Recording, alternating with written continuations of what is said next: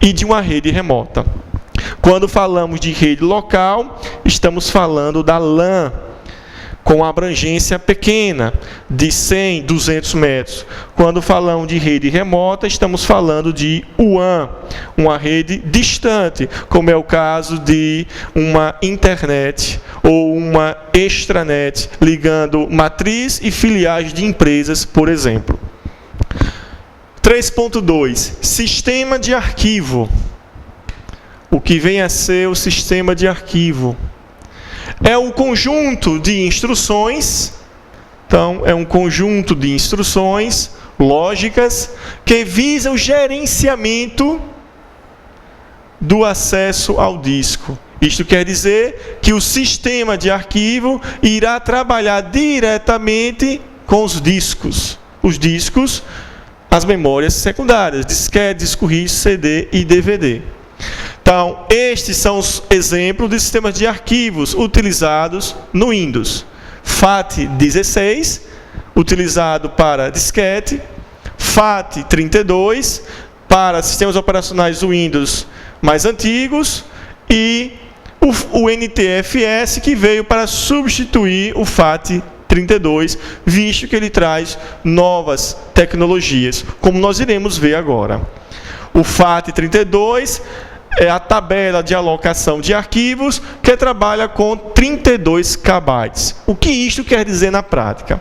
Isto quer dizer que quando eu peço para formatar um disco, como disquete ou disco rígido, a formatação irá mapear todo o disco, criando endereços de memória, dividindo o disco em trilhas e em setores. E as trilhas e setores irão também ser divididas em clusters. Então, o que é um cluster? Cluster é a menor unidade para armazenamento de dados.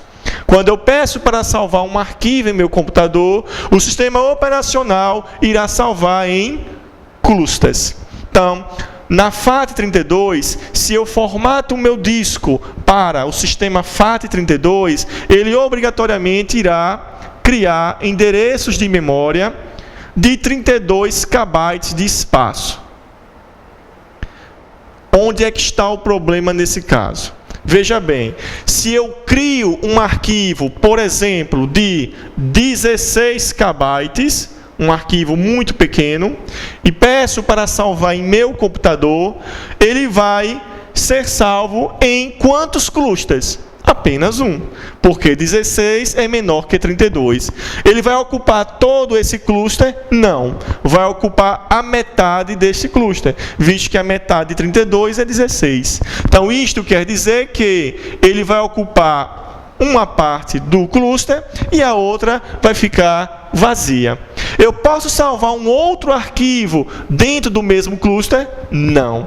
Aí é que está o problema de se usar FAT32. Então, em provas de concurso, eles perguntam muito sobre a diferença entre FAT32 e o NTFS. E a desvantagem de se usar FAT32. Então, a desvantagem se encontra aqui, porque há um desperdício de memória quando você não utiliza toda a totalidade do cluster.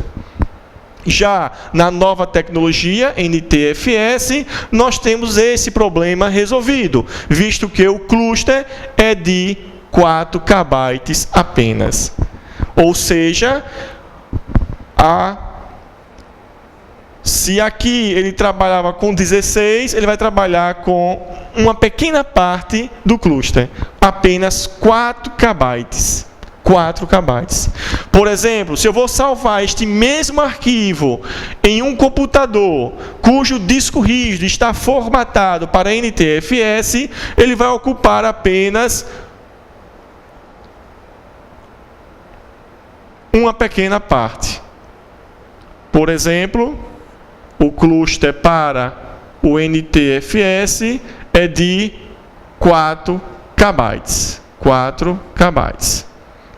Então, o meu arquivo de 16 KB vai ocupar 1, 2, 3, 4, 4 vezes 4, 16. Vai ocupar 4 clusters no sistema NTFS. Então, houve desperdício de memória neste caso? Não houve, porque ele ocupou a totalidade de cada um de seu cluster. Então, no sistema NTFS, não há desperdício de memória. Outras características importantes que não existe no FAT32 é que, no NTFS, nós podemos fazer a recuperação do volume. Quando se fala em volume, está falando da totalidade do disco, a sua densidade, as informações que estão armazenadas no disco.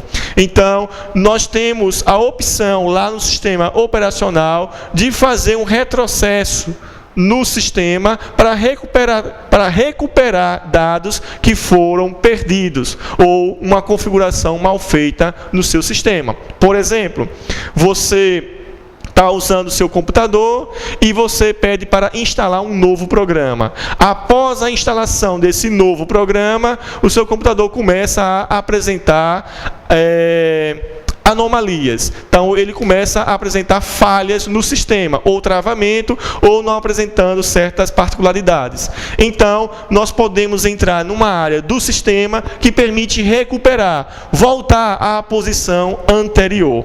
Então, isto só é permitido através do sistema NTFS. Outra característica importante é a permissão em arquivos e pastas. Então, nós podemos proibir ou permitir, autorizar ou não o acesso a discos, pastas e arquivos no computador para certos usuários do sistema ou grupos de usuários.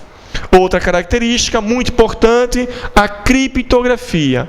O que vem a ser a criptografia? A codificação e decodificação de dados para proteção, principalmente quando se fala de dados sigilosos.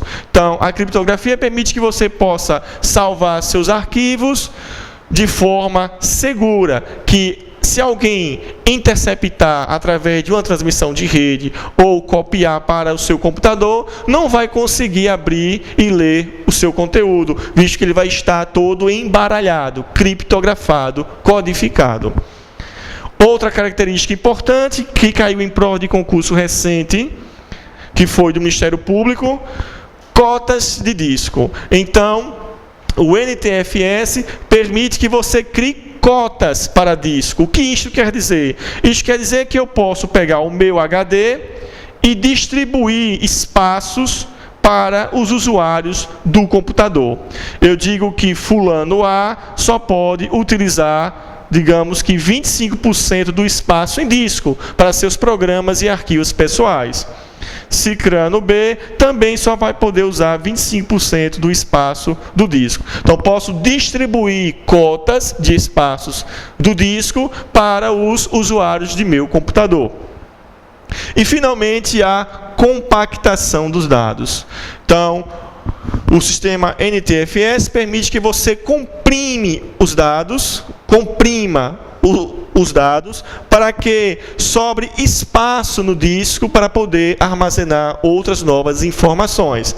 Desta forma, você vai ter um disco com a capacidade superior, compactando as informações que se encontram lá armazenadas.